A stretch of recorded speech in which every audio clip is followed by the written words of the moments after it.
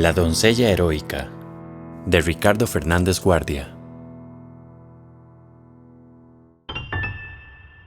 El señor Don Carlos III, de grata memoria, odiaba a los ingleses que lo habían humillado siendo rey de Nápoles, y no bien ciñó la corona de España por muerte de su hermano Fernando VI, cuando se dispuso a vengar el agravio metiéndose en el berenjenal del pacto de familia y declarando la guerra a la Gran Bretaña, con esperanza de reconquistar el peñón de Gibraltar. No fue la suerte favorable y en 1762 las escuadras británicas se adueñaron de varias de las Antillas Menores, de La Habana y hasta de Manila. La isla de Jamaica, que desde 1655 había pasado a manos de Inglaterra y era en tiempo de paz una guarida de piratas y contrabandistas, sirvió en esta y otras guerras de base de operaciones a los barcos ingleses que hostilizaban las colonias españolas del Mar Caribe. Inglaterra había heredado de los bucaneros y filibusteros el deseo vehemente de apoderarse de un paso interoceánico por la América Central. Y no obstante que en esta difícil empresa fracasaron hombres tan audaces como Mansfield y Morgan, era permitido suponer que no resultaría superior a las fuerzas de su Majestad Británica. El gobernador de Jamaica, William Henry Lyttleton, juzgando el momento favorable para llevarla a cabo, despachó varios navíos de guerra y 2.000 hombres contra Nicaragua, que, según decía con visión profética un funcionario español en 1790, era la llave de los Tres Reinos, tenazmente codiciada por los ingleses y tal vez más tarde lo sería también por los americanos separados. Las fuerzas británicas arribaron a la boca del San Juan y, guiadas por indios de la Mosquitia, emprendieron la subida del río en balandras y otras embarcaciones pequeñas hasta en número de 50, con la mira de atacar el castillo de la Purísima Concepción, hoy Castillo Viejo. 100 años antes, el general don Fernando Francisco de Escobedo había construido este castillo, situándolo en la margen derecha del río sobre una colina rocallosa en el raudal de la Santa Cruz, antiguamente llamado Raudal del Diablo. Era de modestas proporciones, pero bastaba defender el paso con sus 36 piezas de artillería, sus murallas, sus 4 baluartes y sólido caballero, el foso y las estacadas que lo rodeaban por la parte de tierra, más un fortín a la lengua del agua. Para evitar sorpresas, lo atalayaba una batería en una isleta situada a corta distancia. No faltaban, por lo tanto, razones para suponer que en caso de ataque tendría mejor suerte que el de San Carlos de Austria, destruido en 1670 por el filibustero Gallardillo, quien así pudo sorprender y saquear la ciudad de Granada. Bien es verdad que tamaña desgracia aconteció por haber el castellano Gonzalo de Noguera Rebolledo entregado al enemigo esta fortificación, erigida con tantos sudores y afanes por don Juan Fernández de Salinas, adelantado de Costa Rica en 1666. Cuando se presentó la armada inglesa en el río San Juan, en el mes de agosto de 1762, no había por qué temer una nueva traición como la del infame Noguera. El castillo estaba en buenas manos.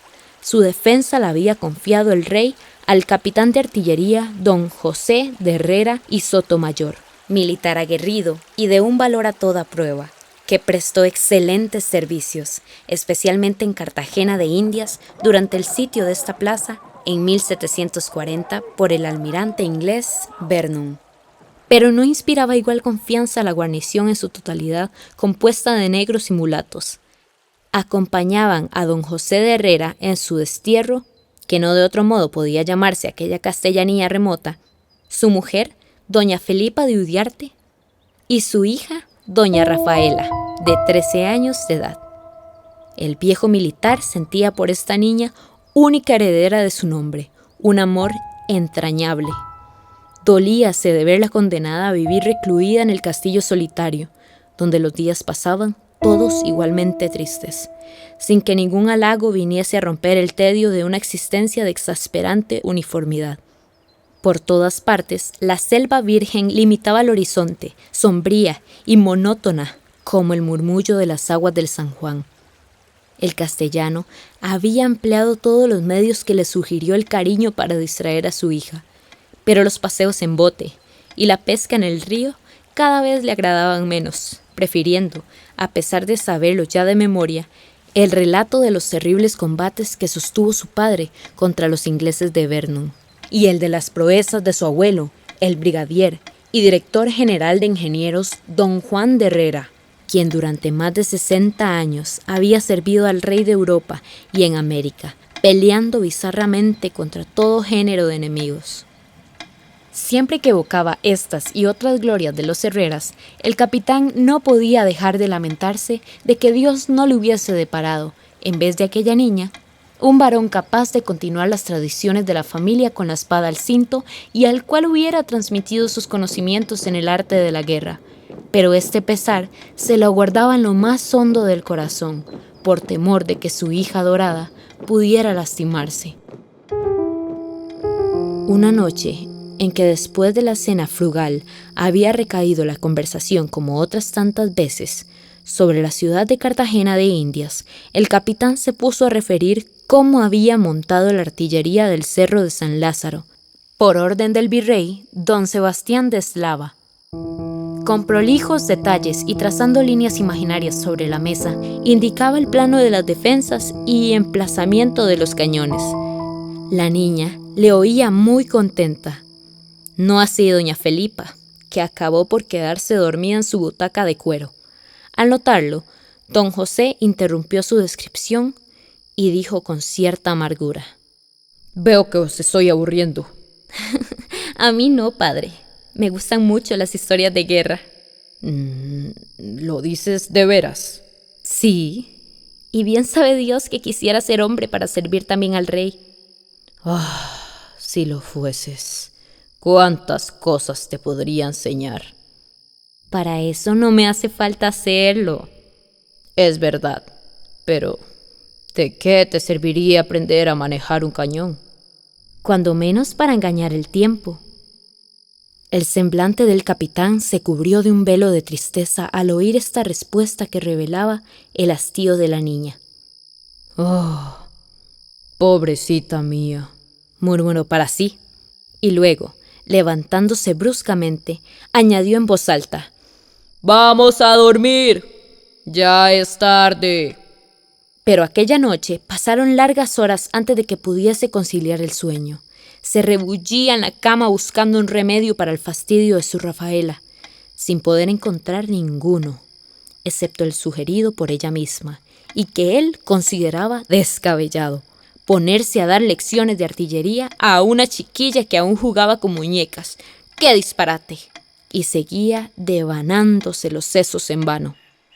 Sin embargo, a la mañana siguiente, don José Herrera comenzaba a instruir a su hija en el manejo del cañón, convencido de que pronto se aburriría también de este nuevo pasatiempo.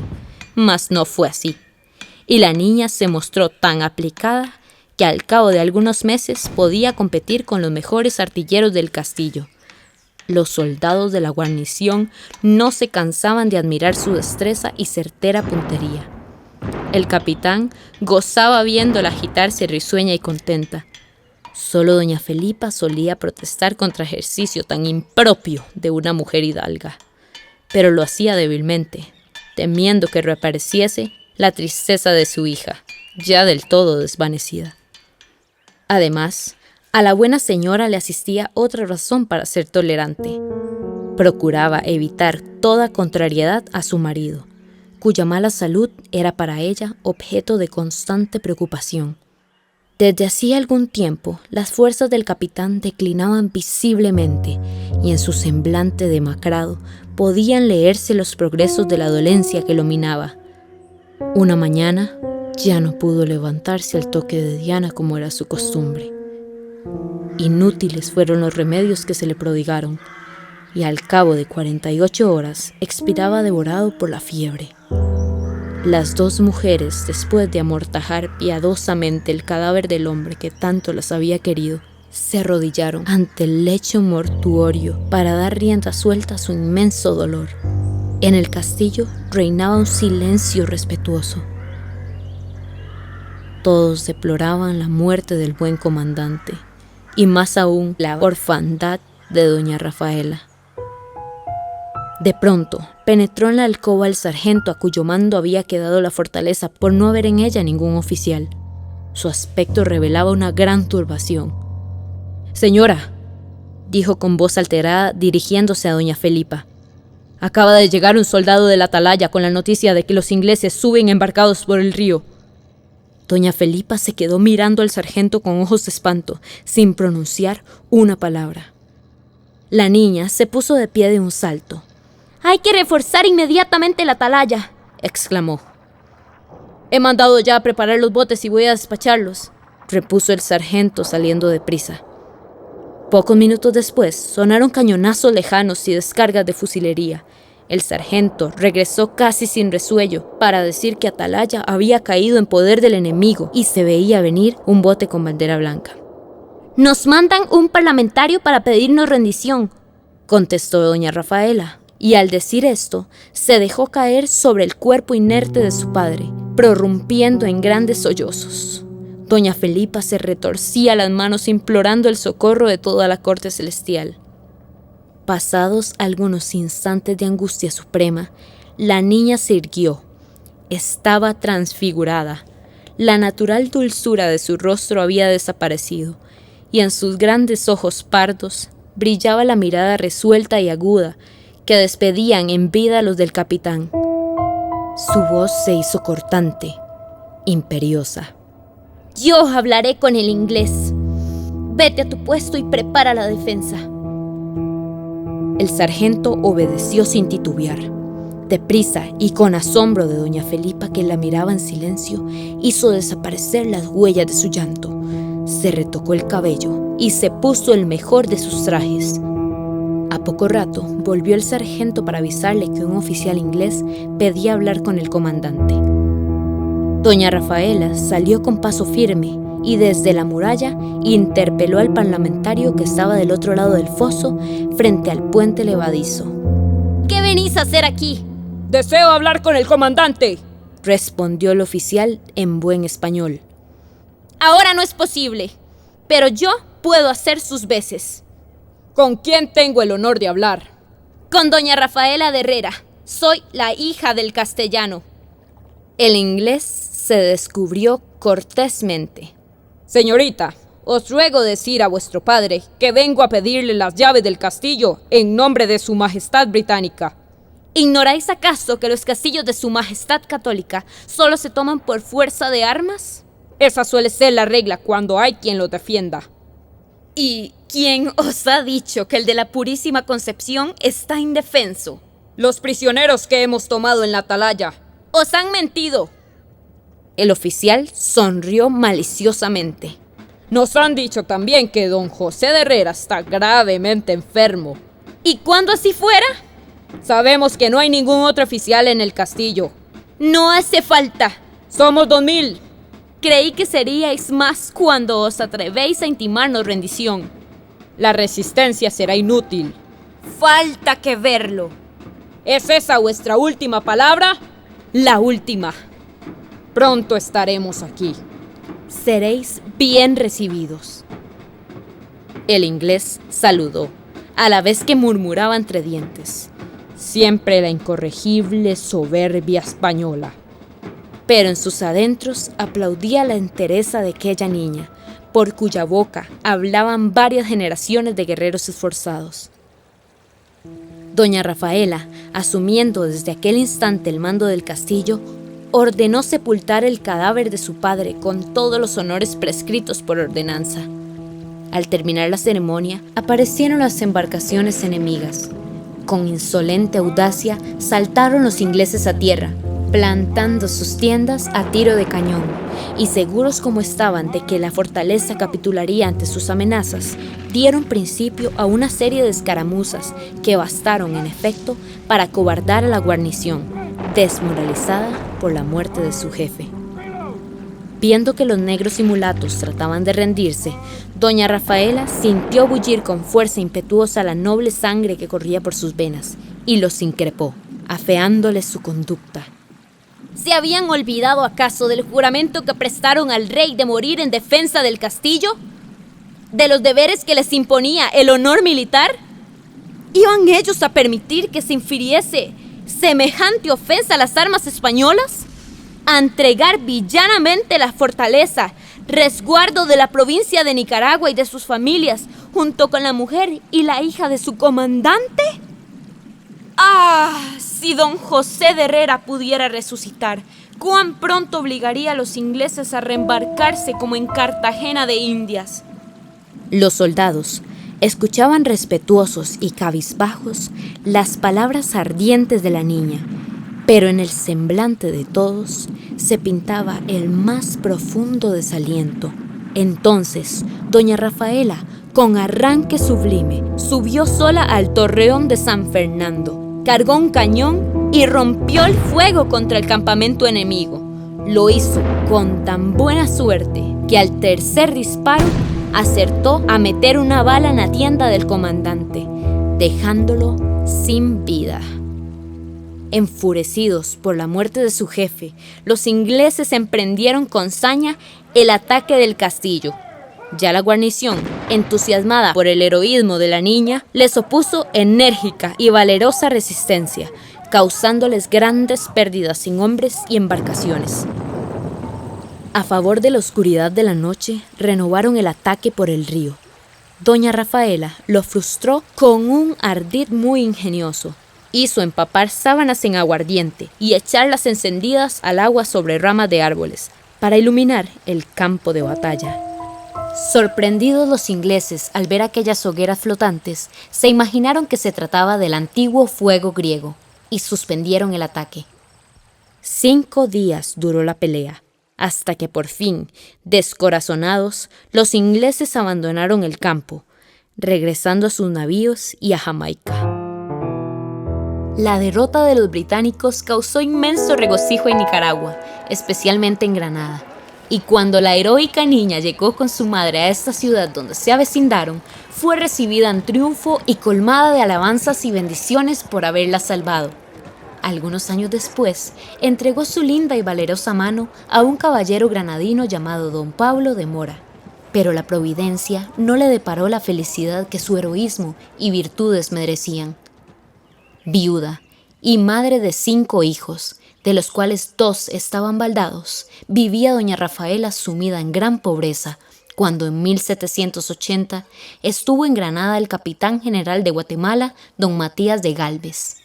A él acudió la desventurada heroína suplicándole que se informara del glorioso suceso, a fin de que diese cuenta al rey e inclinase su piedad católica a socorrer a una española, hija de tan honrados padres y abuelos.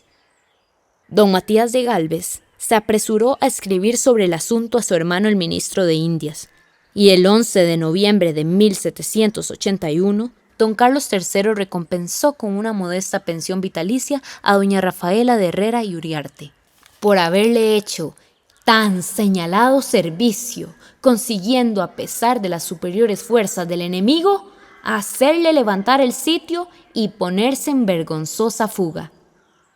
Estas mismas son las palabras de la Real Cédula. Cuando el rey de España otorgó esta recompensa mezquina y tardía a una mujer acreedora a los más grandes honores, los ingleses habían vengado ya el descalabro que doña Rafaela les infligió. Una expedición procedente de Jamaica y mandada por el coronel Paulson, de la cual formaba parte el capitán Horacio Nelson, futuro vencedor de Trafalgar, atacó el castillo de la Purísima Concepción en abril de 1780, obligándolo a capitular el 2 de mayo siguiente, por falta de agua y después de 20 días de asedio y encarnizados combates. El comandante don Juan de Aliza lo defendió con insigne bravura, pero menos fortuna que la doncella heroica. En 1857, uno de los descendientes de doña Rafaela, el general don Tomás Martínez, fue llamado a ocupar el solio presidencial de Nicaragua, y con este motivo, el periódico del gobierno evocó el recuerdo de una hazaña que merece ser perpetuada en bronce. no han faltado quienes la pongan en duda. Entre otros, un notable escritor norteamericano, apologista del filibustero, William Walker. Pero los testimonios escritos y fehacientes que se conservan proclaman a doña Rafaela una de las más grandes heroínas de todos los tiempos.